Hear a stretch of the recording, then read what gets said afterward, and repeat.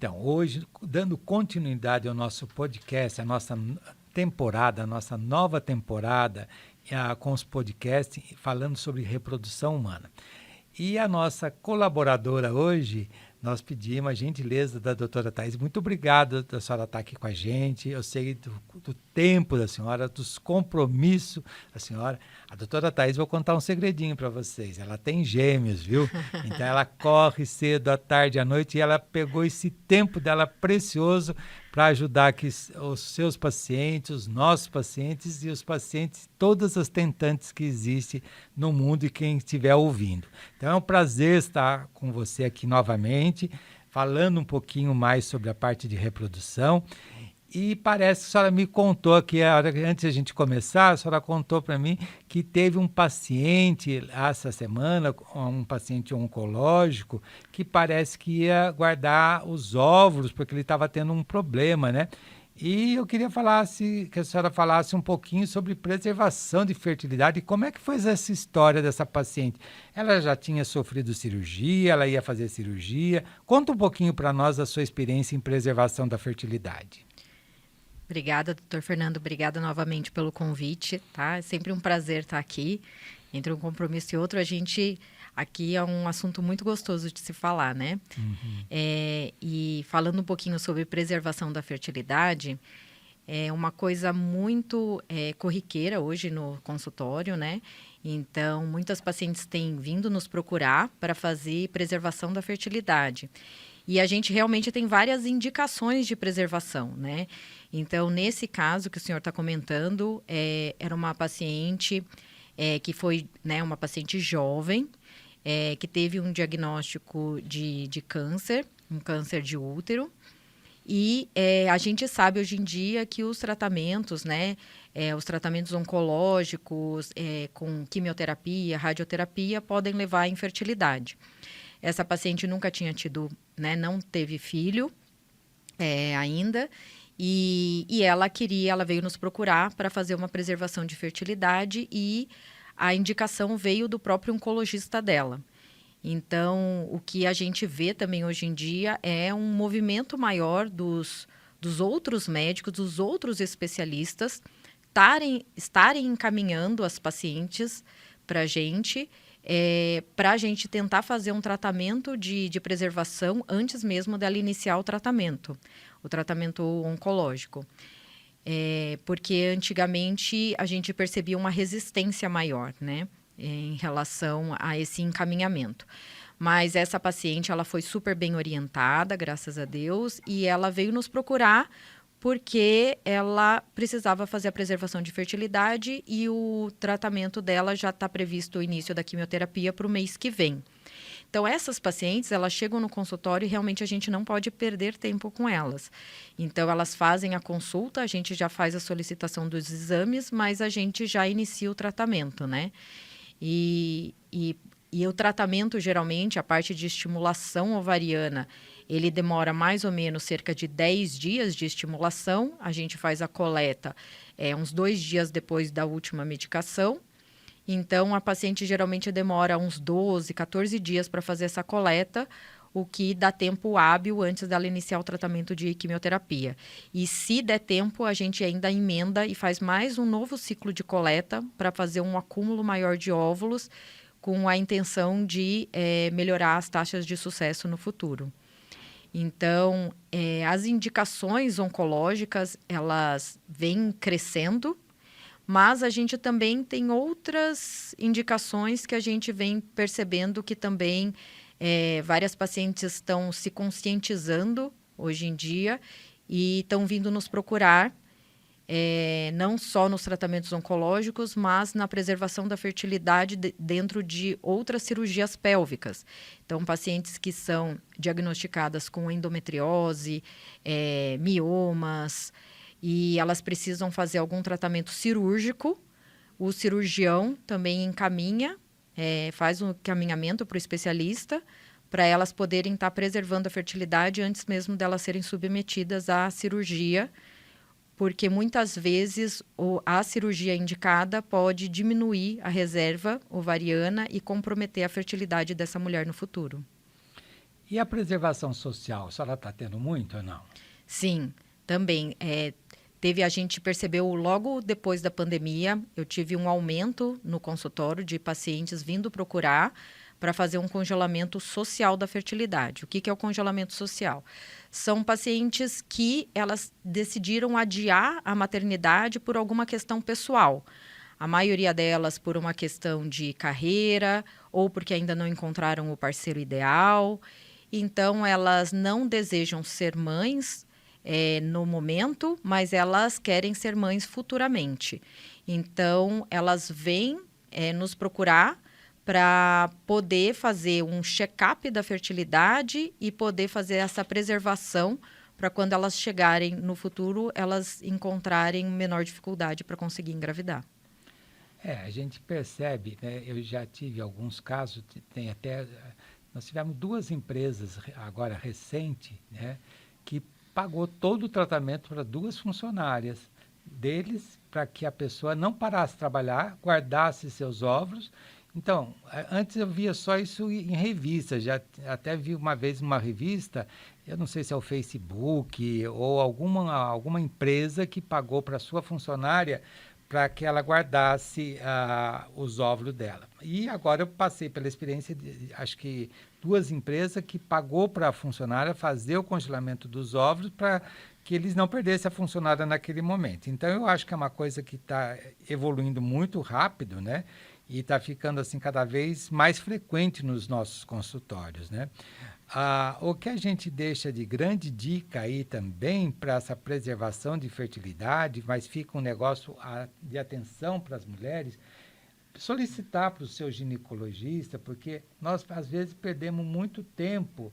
Às vezes a paciente chega para nós com uma idade já de 32, 33 anos e nenhuma vez foi investigada a fertilidade dessa mulher. Então, eu acho que vocês, mulheres, devem se perguntar para o seu ginecologista, apesar de você estar numa idade fértil, numa idade que geralmente o risco é baixo, mas para ver como é que está os seus hormônios, como é que está a sua parte reprodutiva, porque o quanto antes vocês tomarem uma atitude, é melhor. Então, fica a dica, às vezes vocês conversaram com o seu ginecologista, que tal fazer um hormônio antimileriano, dosar um FSH, um LH? Vamos fazer um ultrassom, vocês fazem tantos ultrassons durante a vida toda, que vocês vão no ginecologista, fala com ele, vamos contar quantos folículos antrais nós temos. Então, fica a dica aí. Mas voltando para a doutora Thaís novamente, nessa preservação da fertilidade, ela pode...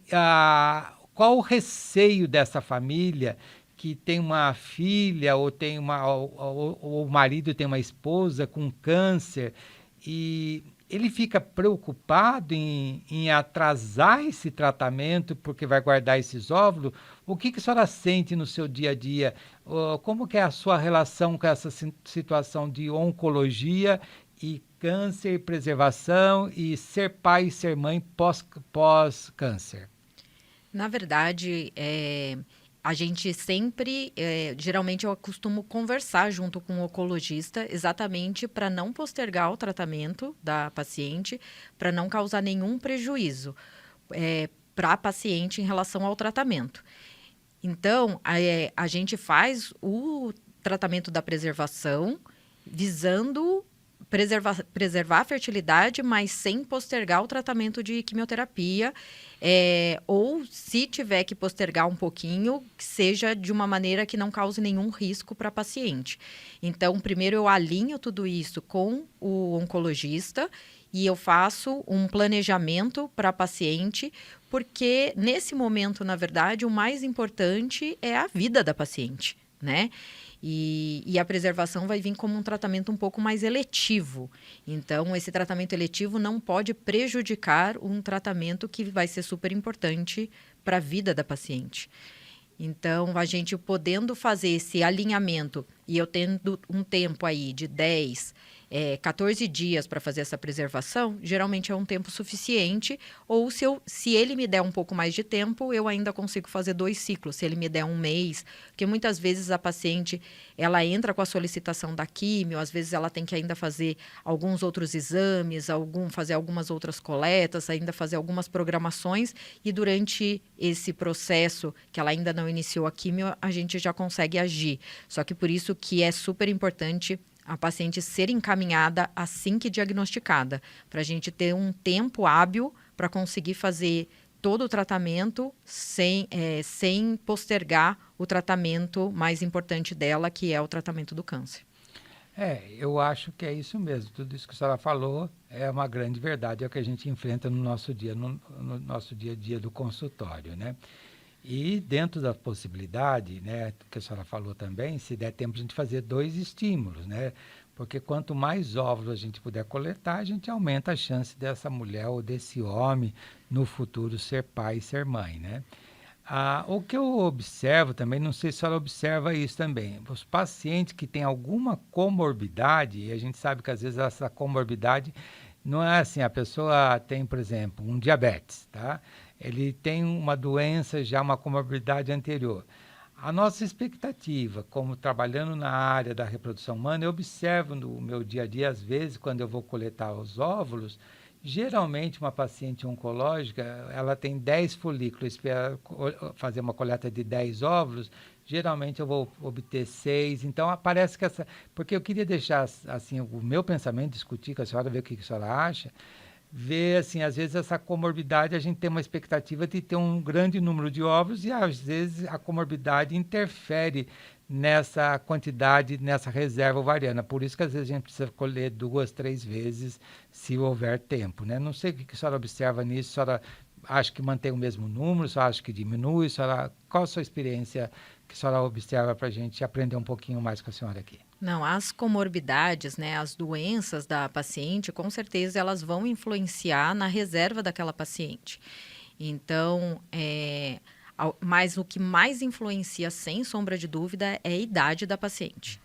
Então, quanto mais jovem a paciente, tanto maior a quantidade de óvulos, quanto mais principalmente a qualidade desse óvulo coletado.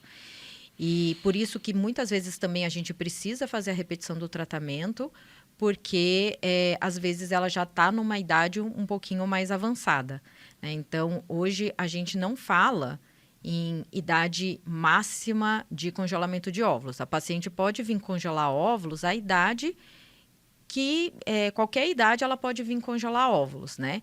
Só que a gente fala em idade ideal.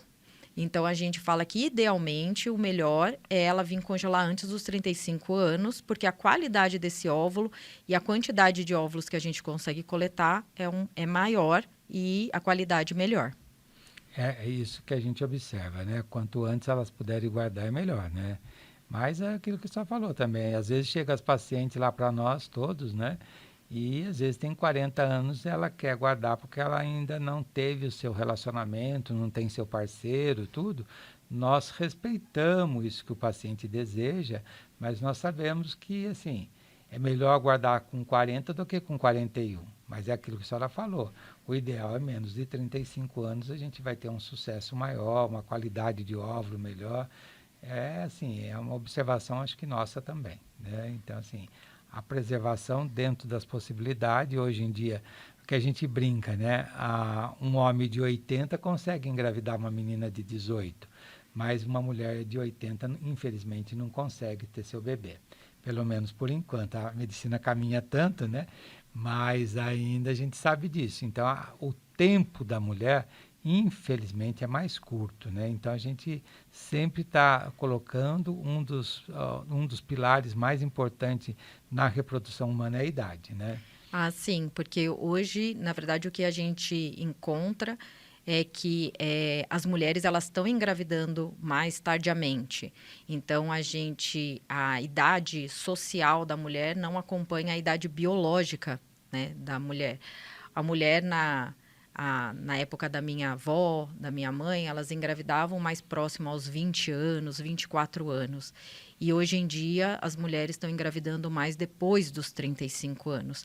Então, a mulher, aos 35, 40 anos, são mulheres assim que estão, às vezes, no auge da vida delas, no auge da carreira delas. E realmente ali, parar tudo para uma maternidade, às vezes, não é o objetivo delas naquele momento, né? Mas a gente sabe que, biologicamente falando, a mulher ela pode encontrar alguma dificuldade realmente depois dessa idade. Por isso que a gente fala que essas mulheres, o ideal é elas terem um congelamento de óvulos, e não necessariamente porque elas vão usar aqueles óvulos no futuro. Fazer um congelamento de óvulos não significa que você vai ter que ir por um tratamento de fertilização in vitro necessariamente. O congelamento de óvulos vai funcionar como mais um seguro, né? Então, você vai ter uma segurança melhor, você vai preservar e depois, no futuro, você pode tentar sim engravidar naturalmente. E só que se você não conseguir engravidar, você sabe que você vai ter aqueles óvulos e os óvulos, a chance, a qualidade daqueles óvulos vão ser da época que você fez o congelamento, né? Então, eles vão ser congelados ali naquele tempo, com aquela estatística, com aquele tempo da idade que ela tinha naquela época daquele congelamento. Então, isso ajuda muito as mulheres, né, nas taxas de sucesso, né? Não, mas o que eu acho, né, é isso que a senhora está falando, né? Eu brinco até com as mulheres que fazem isso, elas se sentem mais empoderadas, né? Isso, assim, eu acho muito legal essa situação, muito, muito bem vista por nós médicos, esse empoderamento da mulher de tomar decisões no momento que ela deseja, no momento que ela quer ser mãe. Não fica uma coisa muito assim, voltada assim, para o homem, eu quero ser pai, eu posso ter relações, tá certo? Porque um homem, ele pode ter, lógico, não vai conseguir, mas assim, um homem pode ter relações com 10 mulheres num dia e ele engravidar 10 mulheres diferentes naquele dia. E a mulher, o tempo dela de ovulação, tá certo? É muito curto, ela tem um dia no mês que ela ovula, tá certo? Então, tudo isso para a mulher é muito limitado. É uma forma jocosa de eu brincar com essa situação, que um homem, se tiver 10 mulheres, ele pode engravidar as 10 mulheres naquele mesmo dia, se as 10 estiverem férteis. É diferente da mulher. E a mulher, se escapou aquele espermatozoide, ela pode ter até 10 relações, mas vai ser fecundado apenas por um primeiro espermatozoide que chegar lá. Então, a mulher é mais restritiva no ponto de vista de reprodutivo, no ponto de vista de conceber sua prole. Então, todos esses fatores, a medicina reprodutiva tenta oferecer essas situações. Até ia te perguntar, e se a mulher não quiser guardar óvulos, não quiser fazer preservação? Às vezes chega alguém no seu consultório falando, não quero preservar, não quero tomar injeção, não quero tomar remédio. A senhora sugere alguma coisa que essa mulher poderá fazer no futuro quando acabar os óvulos dela? Ou o que a senhora sugere para ela, para que ela não fique tão ansiosa? Então, a gente, às vezes, muitas vezes a gente recomenda, né? A gente orienta a paciente sobre a preservação, mas sim, a gente tem que respeitar. Algumas mulheres, elas não querem fazer o congelamento de óvulos e, então, elas vão, na hora que elas quiserem engravidar, vão tentar engravidar, e se o estoque delas de óvulos já tiver terminado, se elas já forem mulheres que tiverem no climatério ou próxima à menopausa, geralmente um recurso que a gente tem para essas mulheres é a ovodoação. Então, é a gente fazer uso de óvulos de mulheres jovens para conseguir fazer essa fertilização e transfere o embriãozinho para dentro do útero daquela paciente com óvulo doado. Eu vi, né, recentemente todos nós ouvimos, que essa paciente que ela acabou os óvulos dela, ela às vezes pode trabalhar com um óvulo conhecido. O que a senhora tem para falar sobre isso?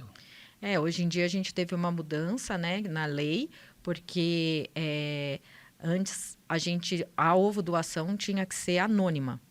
Mas agora a gente pode saber quem foi a doadora do óvulo.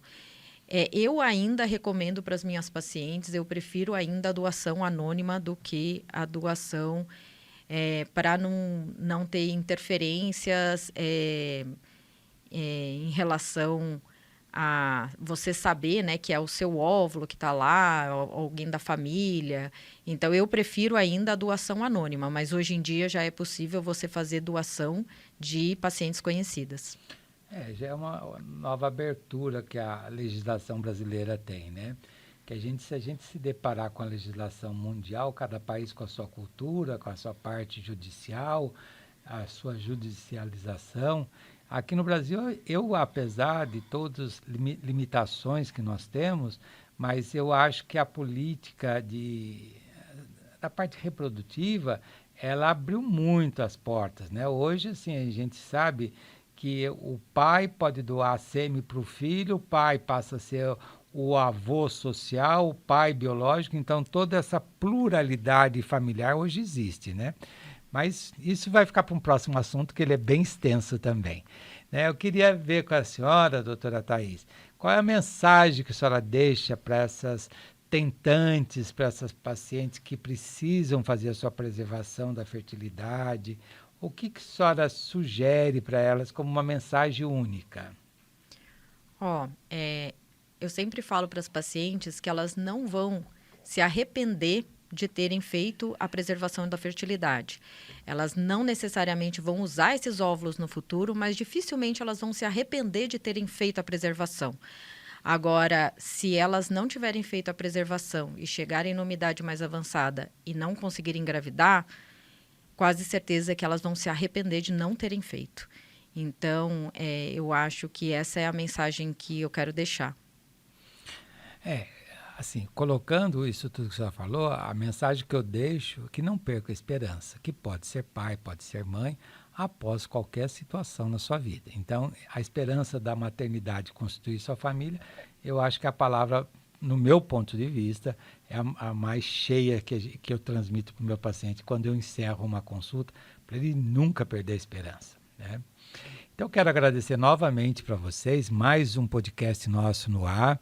Aproveite, sigam as nossas mídias, deixe seu like, deixe sua mensagem, mande as suas perguntas, vamos tentar responder todas, tá certo? E não perca nossos episódios, nossos podcasts, que sempre vai ter novidade, tentando levar o que existe de melhor na medicina reprodutiva, o que existe de melhor no mundo. A gente sempre está atento para todas essas situações. Logo estaremos trazendo outros colegas trabalhando na clínica ou fora da clínica para sempre ajudar nossas tentantes. Ficamos à disposição de vocês sempre. Muito obrigado da participação de vocês e não esqueça de se inscrever na nossa mídia. E um grande abraço. Muito obrigada.